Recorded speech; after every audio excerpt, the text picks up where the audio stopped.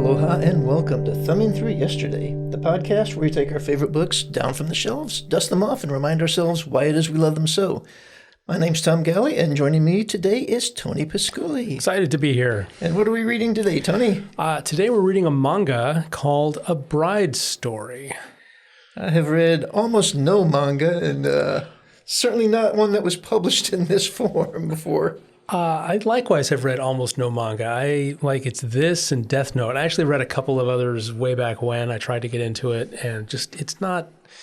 I don't know. Something about manga doesn't fit with my sensibilities. But this I really like. Yeah. Well, I enjoyed it quite a bit too. Oh, good. What did you like about it? I'm curious. Well, it's it was just kind of delightful. The story is fun. The characters are likable. It's not hard to follow. Mm-hmm. Some of the other little limited experience I've had with manga, they seem to delight in convoluted plots and scantily explained things. And this was just, it was a fun story. It had a nice scope. The artwork was rather breathtaking in places. The artwork is stunning. Yeah. And other than actually trying to read it, which caused me a problem every time I picked it up, yeah, it was delightful once I got to recalibrate my brain. So I assume the problem you had reading it, a lot of manga, because Japanese read from right to left instead of left to right, often when it's republished in English, they flip the pages. But here they chose not to do that, so you have to read it backwards. And it's very hard to get yourself to scan in the other direction. Well, that was, so I learned very quickly to open the back of the book and page backwards towards the front. And then it would take a moment or two to realize not only that I had to read the facing pages from right to left, and then a moment later I'd realize I needed to actually read the panels within the pages from right to left. And then finally it would occur to me that I had to read the dialogue bubbles within the panels from right to left. And then I'd flip backwards about 4 pages and start over, and I was fine until the next time I picked the book up. Yeah. So why is this a favorite? Why did this get chosen? So it's not a long-time favorite because I think I first read this like 3 years ago, although it was published in 2008, the first volume. So it's almost inside our 20-year window, which is a vague thing anyway. But I've read it 3 times through. There's 15 volumes in this series. I've read it 3 times through. Wow. In the last 3 years. Yeah, because I love it. And the main reason probably that I love it is that my wife is from Kazakhstan and she turned me on to it. And it takes place in Central Asia. It takes place before Kazakhstan is really a nation, but most of the action in these first 2 volumes takes place in Western Kazakhstan near the Caspian Sea. And some of the other characters are from Turkey and Kyrgyzstan, what will be Kyrgyzstan later on, and so on and so forth, and Russia. So it's an interesting area that I didn't know much about and was curious about. Mm-hmm. So that's cool. Beyond that, as you say, the story is they're great characters, and the story it's a lot of manga kind of turns me off with it. It's so inward looking in a weird way. It's so sort of manga-y. This is a historical romance. It's not that. It's not a bunch of superheroes. It's not a bunch of martial artists. It's a bunch of very ordinary people living their very ordinary lives in kind of an interesting place and period in history. Yep. Yeah. So the basic premise here, you've got a 20-year-old woman who's basically considered a cast-off because she's 20 years old and not married. Yes. And she's been promised to a neighboring tribe where she's wed to, I think he's 12, a 12-year-old boy. 12, yeah. I guess he's virtually a man because now he's got a wife and he's got a household. But it's kind of, I don't know, there's just a number of delightful things about it. I love the afterwards where the artist is talking about herself in the process of writing it. And I actually giggled on the first one because she made it sound like she had done such a subtle job of setting up the conflict. Mm-hmm. And the entire conflict is the tribe wants the bride back because they can get a better deal for her. And she talks about how carefully she manipulated it. I'm like, you spent 2 pages on this. It was obvious where it was going. You're not subtle. You're many things, but not subtle. Yeah. So that's the other thing I like about the story. And we did read the first 2 volumes of this, partly because it's short, but also partly to get into that exact storyline that you're talking about, which happens in the second volume, I believe. Yeah. You get a glimpse of it in the first one. As if to say, ooh, back so she around the corner. comes, the bride, Amir, comes from the Halgal clan, and they are nomads. And Karluk, her husband, they've actually settled down into a village. So you get contrasting lifestyles there between her clan, who are still nomadic, and his clan, who are, stationary. But they're her clan is now trying to unify with another neighboring clan to expand their grazing area. And they sent a bride to them, and she died. And so now they've lost that tie, so they need to send another bride. And the reason she died, though, is because they kicked her to death. Mm-hmm. Yeah, which is appalling. It's appalling that they want to send another bride to these people who are just awful. And because these two haven't had a child yet, they say, it's not a real marriage yet. We'll just go take her back and give her to someone else. Yeah. Yep. So yeah, it was a great conflict. And it turns very dark. It does. It's this wholesome sort of story. And all of a sudden it's like, there's a war happening. Yeah, it's amazing. Yeah, I love it. I would gladly page through more of these. I don't have any more hardbacks, but they're all on Kindle, and I might collect the rest of the collection in hardback at some point. Yeah, I think this is one of those that would lose quite a bit on the Kindle.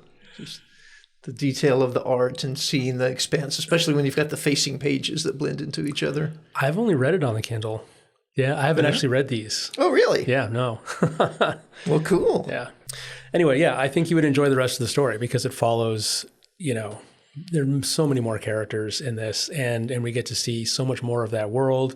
And Mr. Smith in particular, who's from England, we see his journey through, he actually travels to Ankara at one point and then all the way back to London. So you see his journey across the entire, stretch from London to, I'm not sure what the name of their village is called. Yeah, but it's quite a distance. Yeah. And quite a dangerous journey, too, because the Russians are on the move at this point in history also. And the Russians are sort of expanding into this territory. And they're another threat. But I don't know that I have a lot to say about this book beyond, I love it. I love this book. Yeah, I'm sort of in the same place. I mean, it was a fun story. Again, not in depth. There are fun characters in it. The artwork is remarkable. There's a little added joy of learning anew how to read it every time I picked it up for the day or for the evening. It's surprising how ingrained certain habits are. I wouldn't, if you said you have to read from right to left, I wouldn't have thought, okay, that's going to be a challenge. I'd be like, I can do this. And yet every night I would pick it up and have to puzzle through it anew. I will say one of the things I like about this is it appeals to me in the same way that Shogun does, in that it's a world that I had no experience with before I read this. And it's clearly very well researched. Kaoru Mori, the author, talks about all the extensive research she does for these books. And so you really feel like you're being introduced to another world. And it's so well done that when you get presented with this weird reverse age gap relationship of the 20-year-old bride and the 12-year-old husband, groom, like in our culture, you would just go, whoa, what the hell? That's crazy. That's insane. But here it just seems perfectly normal and fine. Yeah. Yeah. And because it's contextualized so well, you're just kind of like, okay, I'll go with that. And it's interesting. Yeah. Yeah, absolutely. Everybody is fine with it. Yeah. And I love the details too. I don't know if we get into this. We get into the wood carving. We talk a little bit about the embroidery. We spend quite a bit of time on embroidery. Oh, okay. Yeah. We'll spend quite a bit more in succeeding volumes. So. I'm reading through this and thinking, wow, it's stunning to me how important embroidery seems to be to the culture and the people. Massively, massively important. It's one of your main contributions as a bride is you have to come with a full set of linens to your new household. And it all has to be embroidered. And you spend literally years making this stuff. So there's a story later on in one of the later volumes of a girl who wants to get married, but she's very bad at embroidery. And she's just like, I'm never going to finish. I'm never going to get married. Yeah. And this is also the delicate hand-embroidered multiple-layer clothing that you wear to go galloping on horseback and hunt foxes, for example. Oh, yeah. That's what you wear to do manual labor and bake bread in. Yeah, yeah. Yeah, the clothing is stunning, and then the artwork is so detailed that you can really appreciate it as well. She doesn't just like sketch it out. It's like every panel is filled with detail. Yeah. I like the little moment in there when the new in-laws are trying to give a gift of cloth to the bride, and she gets all embarrassed and just rips off her dress and said, "I'm sorry, I didn't realize I stank." And like, no, we're literally just trying to be nice to you. Yeah. Yeah, she's a pretty awesome character too. I'm looking at a panel right now where she's trying to gaze out at the distance to see something, and she just stands on her horse. She stands in the saddle to get a better view. Yeah. And she hunts with bow from horseback. From horseback. Yeah, so. At a gallop. Yeah. Ran down rabbits. Mm-hmm. But yeah, I don't know. It's awesome. I made some bookmarks, and I'm looking at my bookmarks that I made. I have no idea why I made these bookmarks. So, yeah. Yeah, I tried to come up with things to mark, and I was just like, I don't know. It's it's just too simple and too beautiful to pick a point and say, I want to talk about this point. Exactly. It flows very nicely. It's very easy. It's just, it's like, yeah. Makes me want to know more about the history of this time, though. So, I did get a chance to visit Kazakhstan, and it was nothing like this. It's a very modern country now. No steps, no nomads on horses. The steps are still there, but the people are not nomadic anymore. In Mongolia, there still are nomads, and people do live in yurts. And there's a rule in Mongolia that, and most of the land is public land. You can find some space, you can set up a yurt. And so people do. And people have yurts in their backyard even. And there are people who don't live in houses, they just live in yurts. But in Kazakhstan, that lifestyle has mostly gone away. So... All right. Anything else? No, I think that's it. Well, what's next then?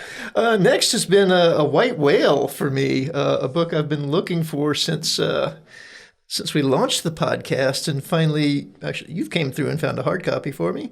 And it's called The Adolescence of P1 by Thomas Ryan. That is a new one for me. All right. Well, we will see you in 2 weeks. See you in 2 weeks.